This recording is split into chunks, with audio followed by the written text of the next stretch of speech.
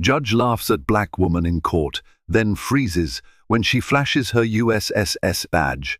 From the moment Celeste Jordan stepped into the packed Baltimore courtroom, a tense hush rippled through the spectators. She was a black woman facing a judge notorious for his unyielding stare and thinly veiled disdain, a man rumored to render verdicts before a word was spoken.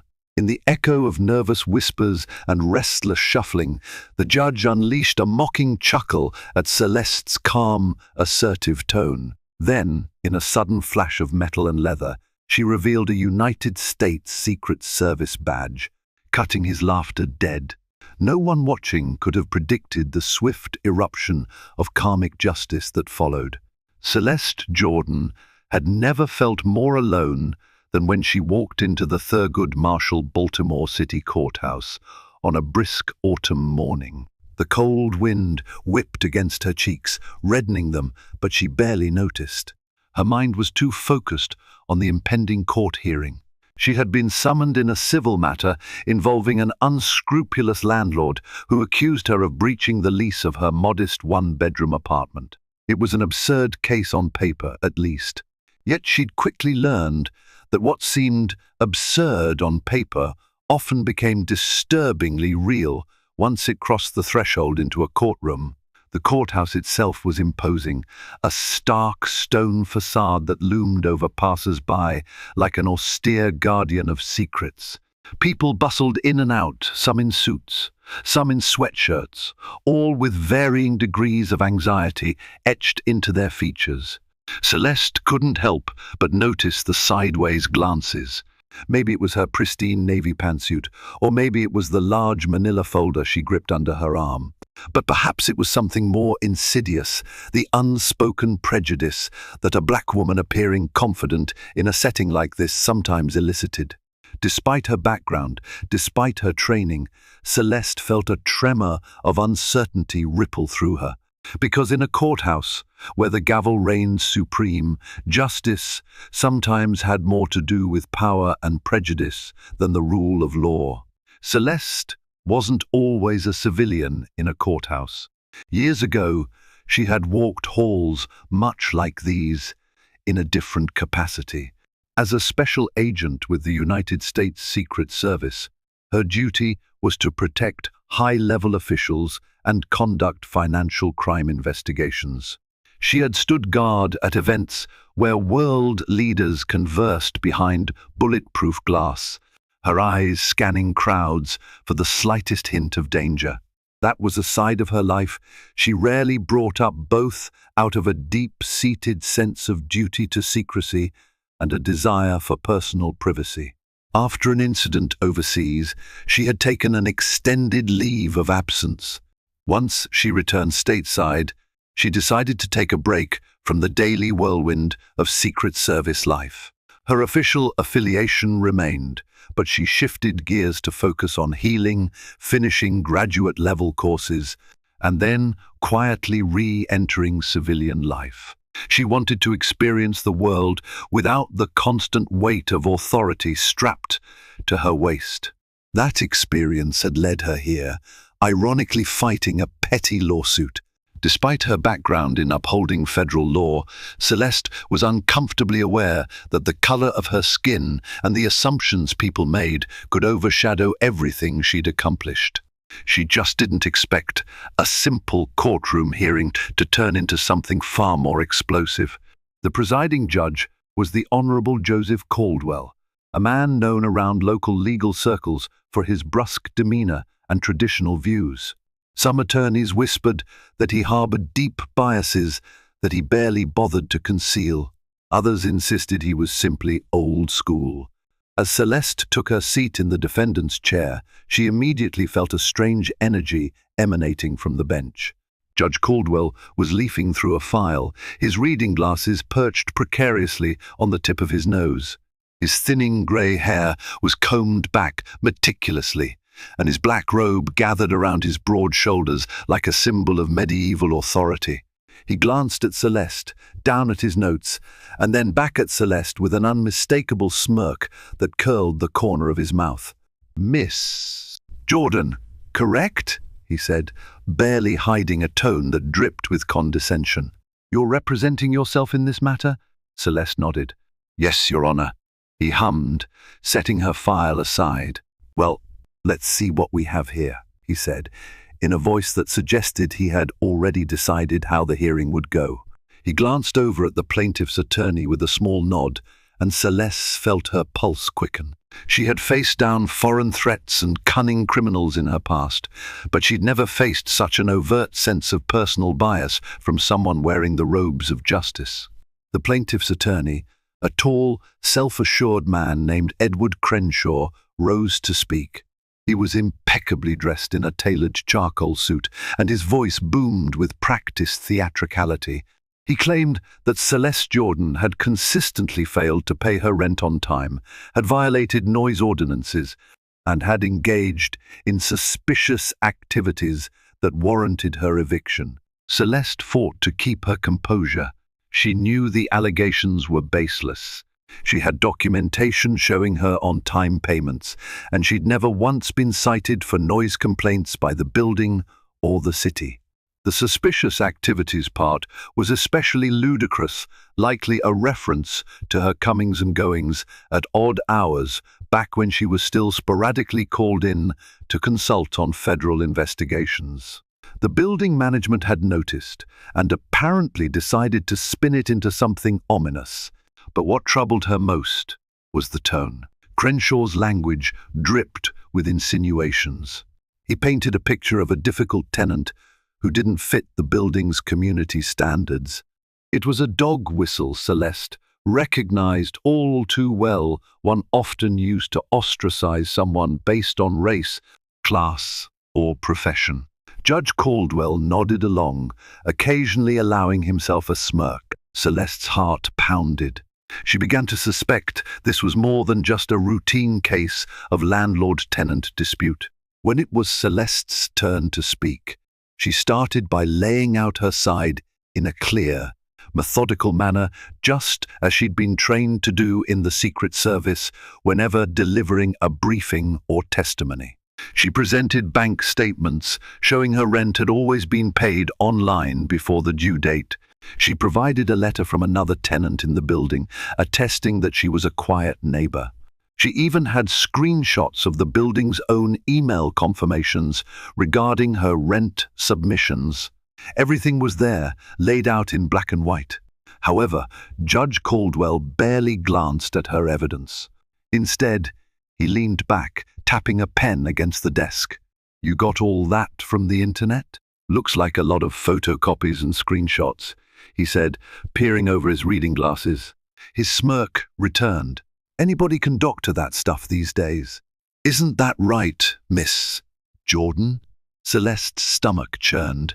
She knew that intangible factor of prejudice was at play. Still, she kept her voice steady. "These documents are legitimate, Your Honor. I have notarized copies as well. If you prefer, I can provide the original digital files in court." He let out a small chuckle that caused a rumble of uncomfortable laughter from a few observers in the courtroom. "Don't you worry. We'll sort it out," he said, but his tone suggested anything but fairness. Celeste, however, could see the path forward becoming dangerously narrow. The hearing was nearing its end when Judge Caldwell abruptly declared a recess. "We'll reconvene in 15 minutes, he announced. Celeste could feel her palms sweating. In her mind, she tried to strategize her next move. It seemed like no matter what evidence she presented, Caldwell had already formed an opinion. If this escalated, she might be forced to reveal her credentials. Outside in the hallway, Edward Crenshaw caught up with her. "You really should just consider settling," he said in a low voice. "My client is willing to drop the charges if you vacate the property and cover the back rent he believes you owe." "Believes?" Celeste repeated, arching an eyebrow. "I don't know anything," he shrugged. "Well, that's for the court to decide. But you've seen how Caldwell is. You'll lose." His words were a thinly veiled threat, and Celeste felt the anger rising in her chest. But she was no stranger to intimidation tactics. She'd stared down far more threatening figures than Edward Crenshaw. "Thank you for your concern," she replied coolly, "but I think I'll take my chances." Crenshaw flashed a smug grin. "Suit yourself," he said. The undercurrent of certainty in his voice rattled her. Something about the entire situation reeked of injustice and perhaps corruption. By the time the recess was over, Celeste had overheard enough hushed conversations around the corridors to confirm her suspicions. Judge Caldwell had a reputation for leaning heavily against certain defendants. Civil cases involving people of color, and especially black defendants, had a disturbing pattern of unfavorable rulings. Some attorneys even avoided having their clients appear before him if they could. She also overheard a pair of lawyers mention that Caldwell had powerful friends in local real estate circles.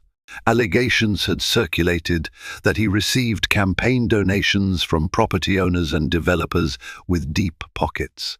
None of this was proven, but the whispers were loud enough to raise eyebrows. Celeste quietly seethed. She had spent a career upholding the law, believing wholeheartedly in a system that she now saw failing her on a personal level. A wave of memories washed over her days spent on assignment, nights spent in briefing rooms, the sense of pride she felt every time she pinned on her badge. She had never planned to wield that badge for personal gain, but right now it represented more than just personal authority. It was a testament to her standing as a federal agent who had taken an oath to protect and serve. Perhaps it was time to remind certain individuals that she wasn't a defenseless target. When everyone filed back into the courtroom, Judge Caldwell resumed his seat. He looked at Celeste with a faint sneer. "Miss Jordan, I hope you've had time to think about your actions here." He leaned forward, folding his hands. "Court resources are limited, and you are—" "Excuse me, Your Honor," Celeste interrupted, her voice measured but resolute. She could see the judge's surprise at her interruption, and the sudden hush in the courtroom felt like a vacuum. "Before you continue, I'd like to enter additional evidence into the record that might clarify my position." Judge Caldwell frowned. And what evidence would that be? Instead of speaking immediately, Celeste reached into her bag. Her heart thumped in her chest as she held her Secret Service badge. She had planned to keep it discreet, but the situation demanded a certain level of authority now. Lifting her eyes to meet the judge's, she announced, "I am a special agent with the United States Secret Service, currently on extended leave. I have law enforcement clearance to provide these documents for verification." A stunned silence gripped the room. The judge's eyes flickered with shock, his smirk vanishing instantaneously. A murmur rippled through the seated observers. Celeste placed her badge gently on the defendant's table, letting the polished metal catch the overhead fluorescent light like a silent statement of truth. The metallic glint of the badge seemed to pierce the tension in the room. Judge Caldwell's mouth hung open for a fraction of a second before he recovered, or attempted to. A Secret Service agent," he managed, trying to sound composed but failing as his voice wavered slightly. Celeste nodded. "Yes, Your Honor." He cleared his throat. The transformation was almost comical. The air of arrogance that had cloaked him all morning dissipated in a heartbeat. Now he looked more like a man caught in an unexpected spotlight. That's quite something," he stammered. The plaintiff's attorney, Edward Crenshaw, appeared equally nonplussed. He fiddled with his tie, clearly struggling to maintain his earlier confidence. The entire courtroom seemed to hold its breath, waiting to see the ramifications of this sudden shift in power dynamics. Celeste let the silence linger. In her line of work, silence was sometimes more potent than words. She picked up her badge and held it in her open palm for the judge to see clearly. "As I mentioned, All the documents I have submitted are verifiable through official channels, she reiterated. And I'm sure the court would not want to question the authenticity of government records. Judge Caldwell swallowed hard, nodding slowly, his eyes never leaving the badge in Celeste's hand. In that moment, Celeste thought back to all the times she'd navigated profiling and racism during her law enforcement career. She had joined the Secret Service in part to break barriers, to show that a black woman could stand on the front lines of national security. And yet, ironically, here she was, in a standard civil court hearing, still having to prove her worth and honesty. Judge Caldwell cleared his throat again, flipping through the papers in front of him with a renewed sense of caution. It seems there may have been a misunderstanding. Let's carefully reassess the evidence, he said, his tone shifting to something resembling professional courtesy. Celeste nodded, but inside her, conflicting emotions churned. She had effectively used her position to level the playing field, but she resented that it had taken a flash of a federal badge to even be treated with basic respect. This hearing was supposed to be about a landlord's bogus charges, not about forcing her to defend her character or prove she wasn't a liar. Still, the moment had an air of poetic justice. Judge Caldwell's earlier haughtiness had all but vanished. Whether he was frightened by the potential ramifications of mistreating a federal agent or finally seeing her as a credible individual, the power dynamic had changed. Now, with a more measured approach, Judge Caldwell began reviewing the documents Celeste had submitted. He asked pointed questions, but this time his tone was less accusatory. He scrutinized the bank statements, the notarized letters, and the screenshots. Occasionally, he looked up at Celeste, his eyes flickering with a mixture of respect and unease. Crenshaw, visibly flustered, attempted to maintain the narrative that Celeste had violated the lease. But each time he proposed an accusation, Celeste calmly discredited it with irrefutable fact. For instance, Crenshaw mentioned a neighbor's complaint about loud music on a certain weekend. Celeste calmly referred to her official travel records, showing she was out of the state during that period, working on a federal assignment. With every piece of evidence that dismantled the plaintiff's case, it became clearer that the lawsuit was baseless. Finally, Caldwell leaned back in his chair, massaging his temples as though grappling with a headache. It appears, Miss Jordan, that many of these allegations cannot be substantiated, he said, looking at the plaintiff's attorney with something akin to annoyance. Celeste exhaled, relief washing over her, but a part of her was still bracing for another twist. The judge might be cornered, but was he willing to rule fairly and tarnish his well-known bias? Just when it seemed like the hearing might end with a dismissal of the plaintiff's claims, a hushed commotion erupted near the back of the courtroom. Two men in dark suits and earpieces had entered quietly, and one of them approached Celeste's table. "Agent Jordan, we need a moment," he whispered. Celeste recognized them as colleagues from a nearby field office. Her mind raced.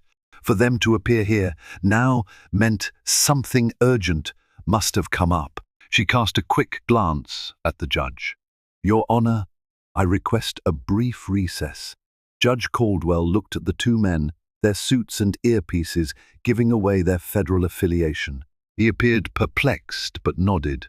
"Granted," he said, sounding more rattled than ever. The entire courtroom buzzed with confusion as Celeste stepped outside with the agents. The hallway cleared as the men spoke in hushed tones. "There's an ongoing investigation," one agent told her, "and your name came up because you have prior knowledge of certain financial crimes. We need your immediate insight." Celeste's pulse quickened. She had known a day might come when the Secret Service would tap her expertise again. She just hadn't expected it at a moment like this, in the middle of her own legal battles. Torn between her civic duty and her personal predicament, she weighed her next steps carefully. The agents explained that the investigation involved a ring of financial fraudsters targeting federal housing assistance programs. Celeste had worked on a similar case years ago, and her expertise could be crucial. They needed a quick consult, details she might recall, leads she might help them confirm. "I'm in a court hearing," Celeste said, glancing back at the closed doors. "But this case is personal. I can't just walk away." One of the agents, a man with steely grey eyes, offered a sympathetic nod. "We understand, but we also know your current situation on extended leave dealing with this legal matter. We can wait for you to wrap up, but if you can't..." He stopped, letting the gravity of the situation linger. Celeste felt the weight of duty pressing down. She'd sworn an oath when she joined the Secret Service. Even if she was on leave, that oath didn't expire. She glanced at her watch. If the judge dismissed the case quickly, she could fulfill her obligation without letting her personal life collapse. If Caldwell chose to drag things out, she might be forced to leave and risk an unfavorable ruling or, worse, contempt of court. Finally, Celeste inhaled deeply, making a decision. "Give me just a few more minutes," she said. "Let me see if this can be resolved swiftly." Celeste re-entered the courtroom, her expression controlled but urgent. She caught Judge Caldwell's gaze. For a fleeting moment, she almost felt pity for him. The once confident arbiter of justice now looked like a man trapped in a quagmire of his own making. The courtroom was buzzing with murmurs, speculation running wild about who the agents were and why they wanted to speak with Celeste. Clearing her throat, Celeste addressed the judge. "Your Honor, there's an urgent federal matter that requires my attention. As you can see, my colleagues are here. If the court is amenable, I would request we expedite the conclusion of this hearing." Caldwell shifted uncomfortably. She could see the wheels turning in his head. If he chose to be vindictive, he could deny her request and force her to stay, potentially damaging her standing with the Secret Service. But doing so would be a gamble, especially now that it was clear Celeste wielded significant credibility and might have powerful allies. "I see," he said, his voice low. He rifled through the papers once more. Finally, he looked at Crenshaw. "Counselor, it appears your client has failed to provide sufficient evidence to support the claims against Miss Jordan. In the interest of justice, I'm inclined to dismiss this case."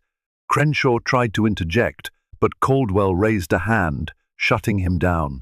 "Case dismissed," he said flatly. The sharp crack of his gavel signaled the end of what should never have been a battle in the first place. Relief flooded Celeste as she gathered her documents. The humiliation, the tension, and the fear that an unjust system might prevail all dissipated in that single moment. She offered a polite nod to Judge Caldwell, who avoided meeting her eyes. In truth, she suspected this was a case he would never forget, and perhaps it would serve as a lesson about snap judgments and bias. As she left the courtroom, Crenshaw, red-faced and flustered, attempted to catch her attention. "Miss Jordan, if you'd just..." But Celeste didn't slow down. She had nothing more to say to the man who had tried to ruin her life with baseless accusations. The corridor seemed brighter now, the tension replaced by a sense of triumph and vindication. Her federal colleagues, still waiting, observed her exit. One of them smiled. "All good?" Celeste nodded. "Case dismissed," she said with a hint of a smile. "Glad to hear it," the agent replied. "We need you, though. The Bureau is swamped with this operation." She nodded, switching gears mentally from defendant to federal agent. It was a stark reminder. No matter how personal life got, her duty to protect and uphold the law was never far behind. Together, they headed out of the courthouse, leaving behind a swirl of gossip, shock, and the echoes of a judge's laughter that had turned to stunned silence. Outside, the crisp autumn air hit Celeste like a reminder of her reality. She felt a surge of adrenaline mingled with exhaustion. She had just fought one battle, and now she was about to dive into another. As the agents escorted her to an unmarked SUV, her phone buzzed. It was her landlord, or rather, her soon-to-be former landlord, sending her a string of texts that ranged from accusatory to apologetic. She skimmed them quickly. "I never intended for it to go this far. The attorney said we could get some settlement. I'm sorry." Celeste almost laughed at the irony. Moments earlier, she'd been the one cornered, forced to reveal her credentials. Now it seemed the power had shifted entirely. She decided she could deal with him later, perhaps through a formal complaint or legal action for wrongful harassment. The agents shared more details about the case at hand. A sophisticated group had been falsifying identities and stealing funds earmarked for low-income housing, funneling them into offshore accounts. Celeste's past investigations had led her to a ring with a similar modus operandi years ago. If it was the same operation, they might be on the verge of a major bust. Despite everything that had happened that day, Celeste felt a renewed sense of purpose. Fighting injustice was, after all, what she did best. They drove to a federal building downtown, not far from the courthouse. Once inside, Celeste was struck by how familiar the environment felt. The stark white walls, the secure doors requiring ID badges, the low hum of fluorescent lights overhead. It was like stepping back into a life she had only partially left behind. Her boss, Assistant Special Agent in Charge USSS Maria Whitaker, greeted her with a handshake and a relieved smile. "Celeste, sorry to pull you in on short notice, but we need you. We've got fresh intel that indicates the group we've been tracking may have connections to a judge in the city." Celeste froze. "A judge?" Maria nodded, eyes narrowing. "Potentially. We're not sure which, but we've got reason to believe there's been a pattern of laundering money through real estate deals that might involve corrupt officials." "You worked a parallel case in Chicago, right?" "Yes, I did," Celeste said, feeling her stomach twist. "It's eerily similar. They used shell companies to buy up properties, then funneled illicit funds through rental income and inflated lease agreements." Maria grabbed a file from a nearby desk and handed it to Celeste. "We suspect something similar here in Baltimore. We could use any insight you have, especially if it ties back to known individuals." Celeste nodded grimly. Her mind wandered briefly to Judge Caldwell. Could it be a coincidence that he was rumored to be cozy with certain real estate interests?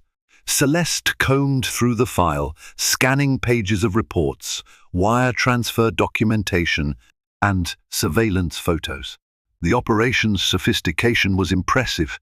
They targeted vulnerable neighborhoods, snapping up foreclosed homes, flipping them under shell corporations, and then leasing them at inflated prices sometimes to renters who had no idea they were being exploited. The paper trail revealed an elaborate network of LLCs, each hiding behind another layer of anonymity. Amid the data, Celeste found mention of a local property owners association that had made questionable donations to a municipal judge's campaign. The name was redacted in the file, but her thoughts darted to Caldwell. Could he be the one? The man had proven himself more than capable of bending the scales of justice. "What are you thinking?" Maria asked, noticing the change in Celeste's expression. "I'm not sure yet," Celeste replied carefully. She wanted more evidence before jumping to conclusions. "But I do see some parallels to a case we had in Chicago, where a judge was implicated. The MO is the same, manipulating property deals, funneling money through local politics. Let me cross-check some references from my old case files." Maria nodded. "Do it. We've got a small team ready to assist. The higher-ups want a preliminary briefing by the end of the week. Celeste pushed aside her personal animosity toward Caldwell, focusing on the objective, uncovering the truth. Yet a dark sense of irony clung to her thoughts. She had just faced potential injustice at the hands of a corrupt system, and now she might be unraveling corruption within that system itself. Over the next 2 days, Celeste worked almost around the clock, rarely leaving the federal building except to grab a few hours of sleep in a nearby hotel. She pored over old case notes, cross-referenced data, and met with intelligence analysts who had been on the Baltimore investigation for months. The deeper she dug, the more it looked like a judge in the area was indeed involved. At least 3 large real estate deals had gone through under questionable circumstances, each receiving favorable rulings in civil court cases. Companies tied to the deals had made sizable campaign contributions to a single judge, although the name remained redacted in official documents until probable cause was established. Celeste could do the math.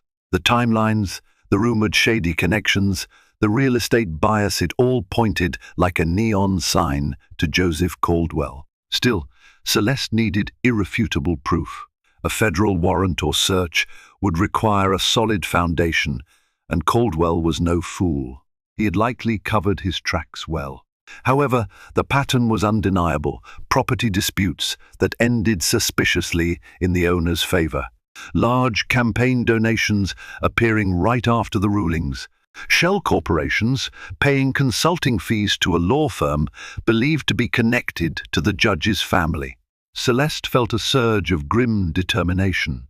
If Caldwell was abusing the bench for personal gain and simultaneously promoting racial and social injustice, he needed to be stopped. This was her chance not only to protect unsuspecting citizens, but also to right a personal wrong she had experienced just days earlier. By the 3rd day, preliminary evidence was strong enough for an official briefing. Maria arranged a meeting with the local U.S. attorney and a small group of senior agents. Celeste presented her findings in a succinct PowerPoint deck, showcasing the financial flows, the shell corporations, and the suspicious rulings. Everyone in the room listened intently. As she concluded, Maria spoke up. "We believe Judge Joseph Caldwell is at the center of this. The chain of evidence strongly suggests he has manipulated court rulings for personal and financial gain. If this is true, it's a major breach of public trust." The U.S. attorney leaned back in his chair, exhaling heavily. "We'll need to be cautious. Taking down a sitting judge is no small feat." Celeste nodded. "Agreed. We'll need a sealed investigation, wiretaps, witness interviews before we move forward with an indictment." The U.S. attorney tapped his pen on the table. "We need probable cause. That's rock solid. Keep digging." He turned to Celeste. "Agent Jordan, you've got personal knowledge of Caldwell, correct?" She hesitated. "I appeared in his court recently, yes, and let's just say I saw firsthand how he operates." The U.S. attorney steepled his fingers. "Then you know how risky this is. We proceed carefully or not at all." Celeste understood the gravity. The system had cracks, and they were about to pry one wide open. The next steps could set the stage for Caldwell's downfall or put Celeste's career on the line if the evidence didn't hold up. Within a week, the investigation escalated. The team secured a sealed court order, allowing them to discreetly wiretap phone lines associated with the suspicious real estate group. They couldn't directly target Caldwell without more evidence, but tapping the group might yield enough incriminating conversations to form a case against him. Celeste spent countless hours reviewing transcripts from these wiretaps. Conversations about property deals, hush payments, and even coded references to our friend at the courthouse emerged. The deeper Celeste went, the clearer it became that Caldwell was receiving kickbacks in exchange for favorable judgments. One evening, Celeste came across a particularly damning conversation. The ringleader of the real estate group, identified only by an alias Monarch, was speaking to an attorney about making sure the judge is happy before the next ruling. They discussed transferring funds into a shell company account. The date of the deposit lined up precisely with a key hearing on a contested property dispute. Celeste's pulse raced. She began to see how these criminals operated with near impunity, seemingly confident no one would uncover their scheme. But now she had them cornered. The next challenge would be ensuring the evidence pointed unmistakably to Caldwell and preparing for the legal firestorm that would follow once the allegations went public. As the investigation intensified, Celeste faced a personal dilemma. She could recuse herself from the final takedown, arguing a conflict of interest. After all, Caldwell had presided over her own case. If the defense learned she had personal motivations, they might argue entrapment or bias. But if she stepped aside, she'd lose the chance to help ensure justice was served, especially for the countless tenants who never had the advantage of brandishing a Secret Service badge to defend their rights. Maria was the first to bring it up. "Celeste, we have to consider optics. Caldwell's defense attorneys will seize on any hint of personal vendetta." Celeste sighed. "I know, but no one on this team has the same background on these shell corporations that I do, and that knowledge could be the key to unraveling the entire operation." Maria nodded. "We need you, but be prepared for a fight. They'll come after your credibility." Celeste nodded. "Let them. The evidence will speak for itself." She paused, thinking of how Caldwell had dismissed her evidence in court. "I'm done letting bullies and bigots hide behind the bench." That night, Celeste couldn't sleep. Memories of the courtroom fiasco intermingled with the hundreds of tenant cases piling up in her mind. She realized she was no longer just fighting for herself. She was standing up for all those who'd been steamrolled by a system meant to protect them. After gathering enough wiretap evidence, the team devised a plan to catch the conspirators in real time. The real estate group was scheduling a meeting in a luxury hotel suite to finalize a major property deal. Rumor had it that Caldwell would receive a substantial consulting fee afterward, funneled through an intermediary. Celeste went undercover as a financial advisor with connections to offshore accounts, a guise she'd assumed before in previous operations. It was risky, but her knowledge of the group's strategies gave her a credible edge.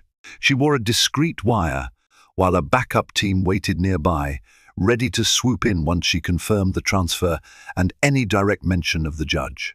Entering the swanky penthouse suite, Celeste was greeted by 3 men in tailored suits. They offered her champagne and launched into a sales pitch about the investment opportunities they had. Celeste nodded along, feigning interest while skillfully guiding the conversation toward the judge's role. Eventually, one of the men, a suave operator going by the name Timothy, let slip, "We've got the judge in our pocket. He'll make sure any legal issues disappear." He exchanged knowing glances with the others. Celeste's hidden recorder picked up every syllable. It was the smoking gun they needed. Once Celeste had enough confirmation, she activated the signal for the takedown. Within minutes, federal agents stormed the suite, guns drawn, commanding everyone to freeze. The suspects, caught off guard, tried to scramble for their devices and documents, but the agents confiscated everything. Celeste, pulling off her undercover persona with a flourish, flashed her Secret Service badge. The men recognized her with dawning horror. Immediately, the agents scoured the suite, collecting laptops, burner phones, and a stack of manila envelopes stuffed with cash. It was all the proof they needed to build a bulletproof case. One of the suspects, a nervous man wearing gold cufflinks, cracked under pressure and started babbling about how the money was meant for Judge Caldwell's foundation. Celeste listened intently, a mixture of relief and anger coursing through her. The conspirators would face charges that ranged from money laundering to conspiracy to commit wire fraud, and at the center of it all loomed the involvement of Judge Joseph Caldwell, the very man who had tried to dismiss Celeste's evidence in a petty landlord-tenant case. She stepped outside onto the hotel balcony, inhaling the cool morning air. Dawn was breaking over the skyline. In that quiet moment, Celeste understood the gravity of what she had accomplished. Justice was no longer a distant hope, but a reality closing in fast. With the sting operation concluded, the U.S. attorney moved swiftly. Over the next 48 hours, a flurry of legal activity ensued, culminating in a sealed indictment against Joseph Caldwell. Agents meticulously prepared an arrest warrant, citing evidence from wiretaps, financial records, and witness testimonies. The moment was heavy with significance. It wasn't every day that a sitting judge faced such serious charges. Celeste was part of the briefing. She stood in the back of the room, arms folded, listening as the U.S. attorney laid out the plan. "We'll execute the arrest first thing in the morning," he said. "We don't want to give him any chance to flee or destroy evidence." Maria caught Celeste's eye and nodded, a silent acknowledgement of how far they'd come. This was the day of reckoning. That night, Celeste tried to sleep, but her mind whirled with memories of Caldwell's dismissive laughter. She wondered if he'd greet the agents with the same smug arrogance, or if he'd finally realized the gravity of his actions. One thing was certain: a storm was coming, and Caldwell's carefully curated facade of legitimacy was about to be torn to shreds. At dawn, a team of federal marshals and Secret Service agents arrived at Caldwell's upscale home in a quiet suburban neighborhood. The sprawling two-story house had manicured lawns and a stone driveway, an outward symbol of the privilege Caldwell had enjoyed. But no amount of grandeur could protect him from the law's reach. Celeste waited in a car nearby. She wasn't part of the entry team. It was deemed more prudent for her to remain on standby due to her personal involvement in the case. Still, she watched intently as the marshals knocked on Caldwell's door, their badges held high. After a tense minute, the judge appeared, clad in a silk robe. Surprise and then panic flickered across his face. The lead marshal stepped forward. "Joseph Caldwell, you are under arrest for conspiracy to commit fraud, money laundering, and misuse of judicial authority." Caldwell's voice quivered with indignation. "This is outrageous. I am a judge, for heaven's sake." But the marshals pressed forward, reading him his rights. By the time they cuffed him, his anger had given way to visible fear. From a distance, Celeste felt an odd mixture of satisfaction and sorrow. The law would have its day, but the damage Caldwell inflicted on countless lives remained. Still, this was the first step toward rectifying those wrongs. News of Caldwell's arrest spread like wildfire through Baltimore's legal community. Court hearings paused as attorneys, clerks, and judges alike gaped at the headlines. Local media outlets seized on the scandal, running exposes on Caldwell's history of suspicious rulings and political contributions. Tenants who had lost their homes under his gavel began to come forward with renewed hope of legal recourse. Celeste observed the unfolding spectacle with a sense of vindication. She knew the real battle was only just beginning: the trial, the legal maneuvering, the attempts by Caldwell's allies to downplay or dismiss the charges. But the tide of public opinion had already turned against him. Meanwhile, Edward Crenshaw, the plaintiff's attorney from Celeste's landlord-tenant case, found himself under scrutiny. While he wasn't implicated in the main conspiracy, some of his past dealings with Caldwell were being questioned. Word on the street was that he'd lost several high-profile clients overnight. His smug grin from that courtroom felt like a distant memory now. Karma, it seemed, had its own timetable, but was relentless once it arrived. And for Celeste, this moment felt like the final piece of a puzzle that had haunted her, proof that justice, while delayed, was not denied. In the weeks leading up to the trial, Caldwell's defense team tried to spin the story. They painted him as a victim of an overzealous federal investigation and insisted that the real culprits were the unscrupulous real estate moguls. But leaked transcripts of the wiretapped conversations told a different story, one of a judge who actively colluded to enrich himself, disregarding the welfare of those who came seeking justice. Protests erupted outside the courthouse where Caldwell had once presided.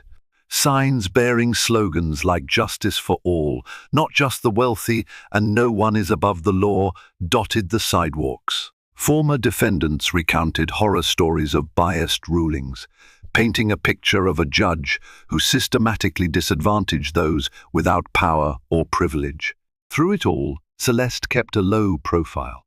She'd provided her testimony under seal, given her involvement in the sting and her status as a Secret Service agent. Though reporters tried to dig into how Caldwell's downfall had started, the Justice Department kept her role under wraps for security reasons. Privately, though, Celeste understood the importance of her actions. By standing up in that courtroom, by refusing to bow to prejudice, she'd lit the spark that would eventually blaze through Caldwell's entire corrupt empire. The trial was swift and damning. Witness after witness testified about how Caldwell had steered rulings in favor of wealthy property owners who funneled money into his campaign funds or personal shell accounts. Financial experts took the stand to confirm the money laundering trails. A parade of victims recounted how they'd lost their homes or faced unjust legal actions. The final blow came when the ringleaders of the real estate group, seeking reduced sentences, flipped on Caldwell and described in detail how he had orchestrated the scheme. When the jury returned its verdict guilty on multiple counts, the courtroom erupted in a mix of cheers and tears. Caldwell slumped in his seat, the black robe of his former station replaced by a simple suit and an expression of utter defeat. Outside, as the crowd gathered to celebrate, Celeste stood on the courthouse steps. She felt a mix of relief and resolve. This wasn't just about one corrupt judge, it was about a system that still had cracks. But today proved that those cracks could be sealed if enough people fought for what was right. In the weeks that followed, the state conducted reviews of every case Caldwell had touched in recent years, opening opportunities for appeals. Justice, though belated, would ripple outward, touching the lives of those who had lost faith. And for Celeste, the episode affirmed her belief in her calling both as a federal agent and as a citizen who refused to let prejudice rule. One late afternoon, Celeste returned to the Thurgood Marshall Baltimore City Courthouse, not as a defendant, not as an agent on duty, but as a private citizen. She walked the halls that once had felt oppressive and hostile. Today, they seemed a little brighter, a little more open. A few clerks even recognized her, nodding in acknowledgement and gratitude. She made her way to the small claims office, where she picked up papers to file a formal complaint against her former landlord. Though the civil case had been dismissed, she now had grounds for damages: lost time, legal fees, and the emotional toll. This wasn't about the money, it was about reminding those who might exploit the legal system that the law served everyone equally. Glancing around, she saw people waiting on benches, some anxious, some resigned, some hopeful. She wanted to tell them, don't give up. After all, she had nearly lost her faith not long ago. But standing there in that hallway, aware that the system had worked in the end, albeit with forceful intervention, she felt a renewed sense of optimism. Before leaving, she paused in front of an old plaque commemorating civil rights pioneers who had once fought battles in these very halls.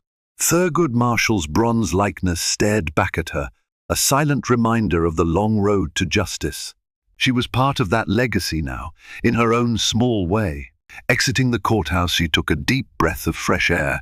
In the distance, she could hear the bustling sounds of the city car horns, pedestrian chatter, the rhythm of everyday life. Somewhere in that mix were people who would never know her name or her story, but who would benefit from the stand she took. As she walked away, she felt the weight of her Secret Service badge in her bag.